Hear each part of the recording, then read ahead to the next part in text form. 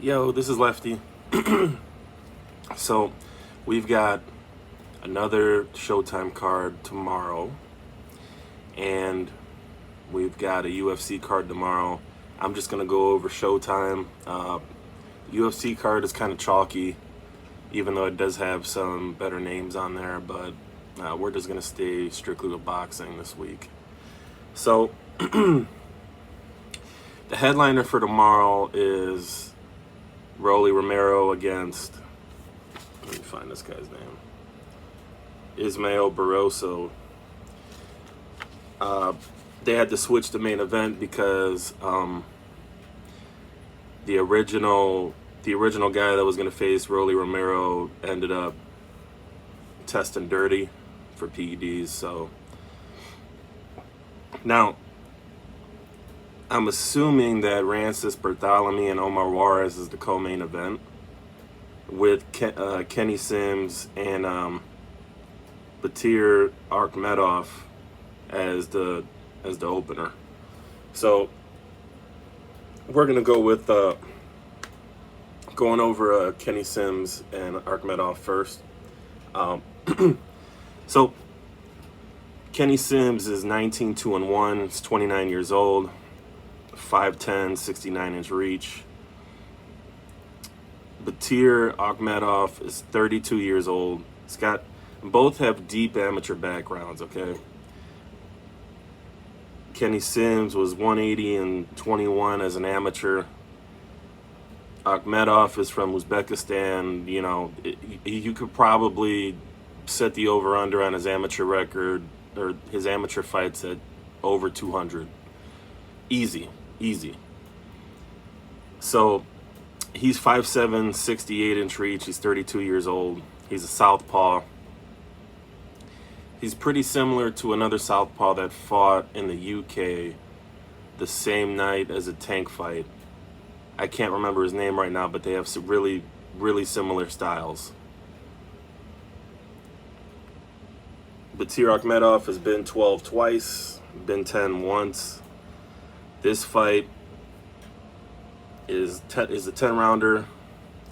Kenny Sims has been 10 only one time. His record isn't as deep as Batir Akhmedov's.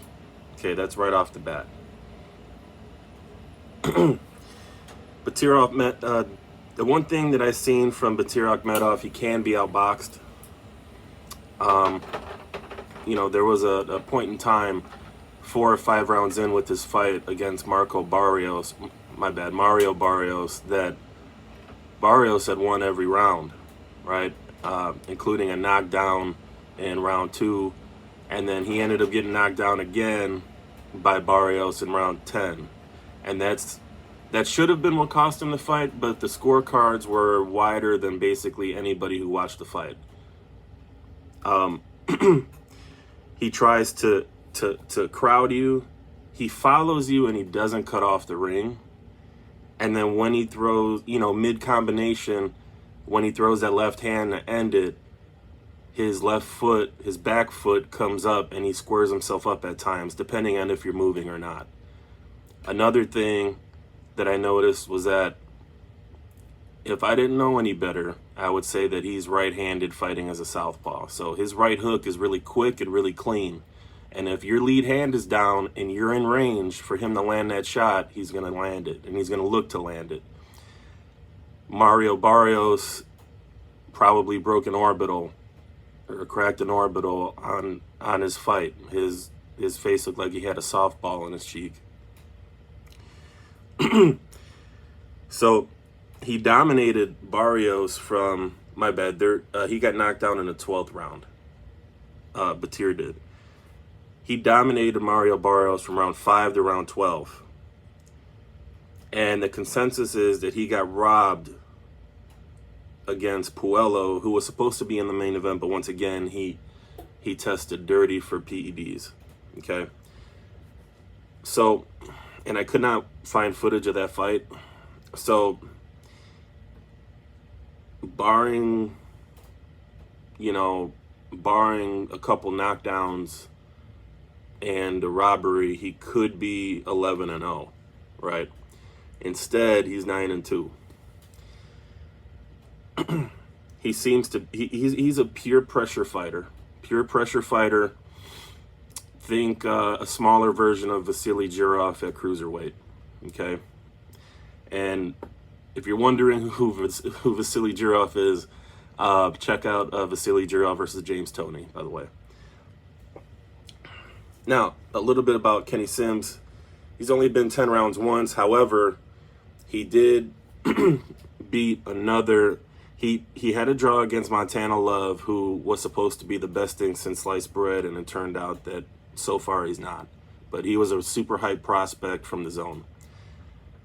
He also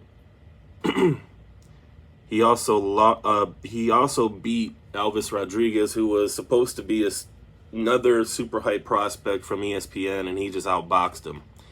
And Elvis Rodriguez is the better one-shot punch fighter, right? He's got the better one-punch power than Batir does. Batir is more of an accumulation type guy.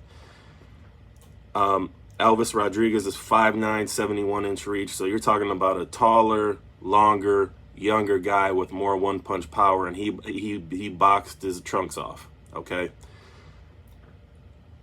Kenny Sims is a solid technical boxer. He can switch to southpaw every once in a while. He can fight off the front foot. He could fight off the back foot. If I was in Kenny Sims' corner, I would be telling him to front foot Batir as much as possible. Keep that lead hand up. Stay mid to outer range. This guy's going to try to get close range on you. And I would be telling Sims to keep pivoting and turning him and keep turning him, because this guy is going to follow you around and he's going to walk into shots. And Kenny Sims, his record doesn't say it, but he's a sharp puncher, right? He's only got like 6 or 7 knockouts or whatever, but if you do the eye test, when he lands, you feel it. Now, his lead hand is around his chest at times. Like I said, Batir's going to look to land that right hook if he's mid to inside range. Kenny Sims can't let that happen. He's got to stay mid to outer range and either shuffle once, shovel twice, and pivot, or shuffle back, then pivot, right? Keep him turning. He's going to walk into shots. So Kenny Sims is minus 145. I like that bet. He's just a better technical boxer, and you don't know what, like, Batir's taken a lot of shots. He's only had 11 fights, but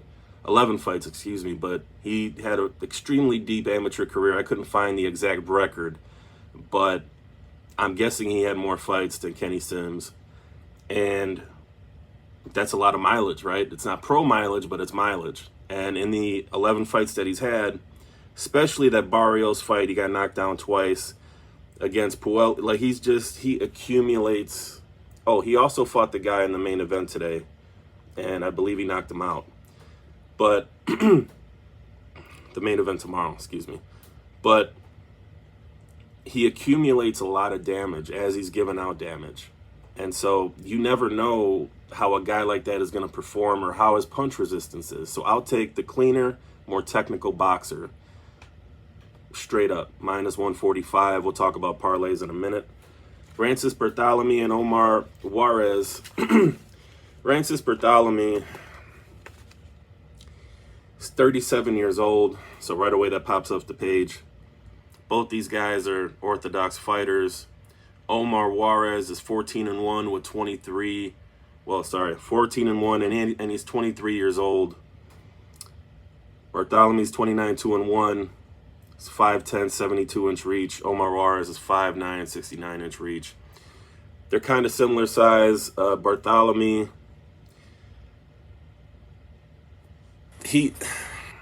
I've seen him super wide in his stance at times, and I've seen him straight up in his stance at times.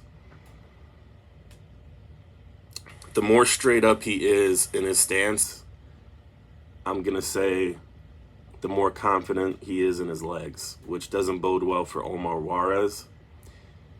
If he's spread out in his legs, like super spread out. Like, I've seen him in certain fights before. He doesn't feel stable in his legs, and at 37 years old, that could be a reason why. Okay. Now, Francis Bartholomew is from Cuba, so he's a Cuban, 37, which, you know, you could comfortably probably add on 4 years, but I mean, it is what it is, right? So he's got a deep amateur record coming from Cuba, obviously well-schooled. Unfortunately, he was involved in one of the most boring fights you could ever see against Robert Easter, and it was terrible. But aside from that, he's performed. One of the things that drops off, that pops off the page for me, is that he's only been 10 rounds one time in 2.5 years. And he hasn't been the most active guy. I think he's had 5 or 6 fights in the last like 7 years, something like that. And that's not enough activity leading up to a fight 1 year, 37 years old. Okay. His last fight, he was knocked out against one of the Russell brothers. Don't ask me which one. I just know it's not Gary Russell Jr. Okay. There's like 3 of them. And yeah. But one of the Russell brothers got him, and he only won 6 rounds in that one. However, I expect him to try to compete, and he can switch hit at times too. If I'm in Bartholomew's corner, I'm telling him to make a decision to stay and punch with Juarez. Okay. And his best shot is in the first half of the fight. So stand and throw shots with Juarez as long as you can, and prepare to take some damage while doing it. But Juarez is the kind of fighter that he's a clean, sharp puncher that throws pretty hard. However, what I've seen in past fights with him is that he doesn't vary the speed and the power of his punches. Everything is fast, everything is hard, and everything is equally fast and hard. And he might throw a 2-punch combination or a 3-punch. He's going to look to counter off of your activity.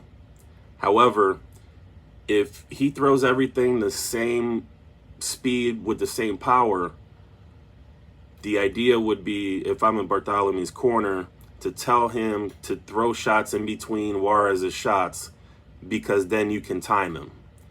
And if Juarez loses this fight, I suspect it's going to be early in the first half of the fight, and that Bartholomew is going to be able to time him if he loses.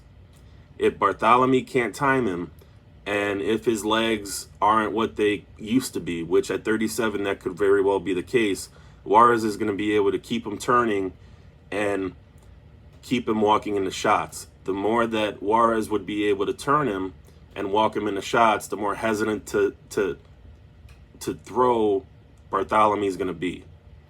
So watch out for that. With that being said, they're at similar sizes. Omar's given up a few inches in reach. Sometimes Bartholomew gives up his height at times, depending on how wide his legs are. I'm going to go with the 23-year-old. I think that Showtime is putting him in a position, or the matchmaker for Showtime is trying to put him in a position that he can main event sometime this year. Okay.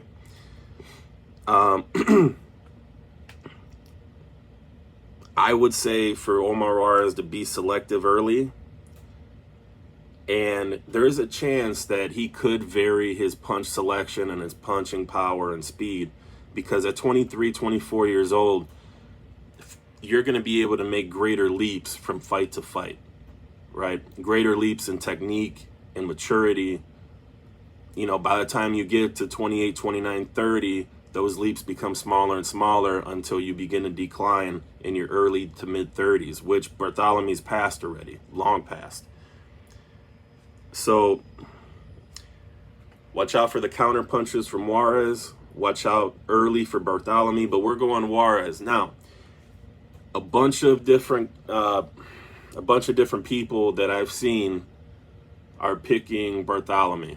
Okay, Bartholomew is a plus 140 dog, which if I would have, if you, I mean, if you look at BoxRec and if you look at their last fights and if you look at kind of like what's been going on with them and activity, I think Omar Juarez at plus 140 personally is a steal, especially when he's getting 14 years, you know, when he's 14 years younger against a guy that got knocked out in his last fight. To me, that's a steal. Now, because he's an underdog, and he's not a sizable underdog or anything, if you bet 100, you're going to get 150 back or 140 back. I would say don't include Omar Juarez in the parlay just in case I'm wrong. And just take your win straight up. Simple as that, right? But those are the things I would look for in that particular fight. Now on to the main event. This video got kind of long in a hurry, didn't it? Barroso. If Barroso was 3, 4, 5 years younger, I'd say that he had a really, really good chance of being a spoiler. He's come on late in his career. He's fought a bunch of guys. He fought Akhmedov, you know. He fought Kevin Mitchell. He's one of those guys from Venezuela or Colombia that he's got dynamite in his hands for as long as he lasts. Now at 40, I don't think he's going to last very long. I think his best shot is to win in the first, I'd say, 4 rounds. I don't know if this fight is 10 or 12. It's for a belt. I'm not sure which one. I'm not good at following the belt. So there's a chance this could be 12 rounds. Even if it was 10, I like Rolly by knockout here. Now, what I would do is to be as conservative as possible and to build your bankroll. What I would do is to take Romero money line and pair it with Sims money line, and you're going to get just about even odds on that back. Now, if you're feeling froggy, I would say get Romero by knockout. Like I said, there's a chance this fight could be 12 rounds. A lot of things have changed in the main event, so it's hard to keep track of it all, but Rolly by knockout is minus 340. So that's better than minus 1,000. Now keep this in perspective. Angel, why didn't you make the video about Canelo? Because Canelo was a minus 18 to 1 a minus 1,800 favorite against whoever he was fighting. Rolly Romero is in his 20s. He's 27 years old, going against a 40-year-old that took the fight on 10 days notice, a week, 2 weeks at tops notice, against a guy who's 40 years old, who's been knocked out before. And he's only minus 1,000. So Canelo at 18 to 1 odds against Rolly minus, 10 to 1 odds as favorites. That's how little that Vegas thought about John Ryder or whatever his name is that fought Canelo in Mexico last week. But all that is beside the point. The point is, I would do that conservative bet with Sims and Rolly money line. And then if you want a longer parlay for more value, you could do Romero minus 340, pair that with Omar Juarez, and then either take Sims at minus 145 or take the over in the Sims fight at minus 260, and you have a chance at making yourself some money. It's up to you. But those are my picks, and I expect a great night of fights. So let's get it.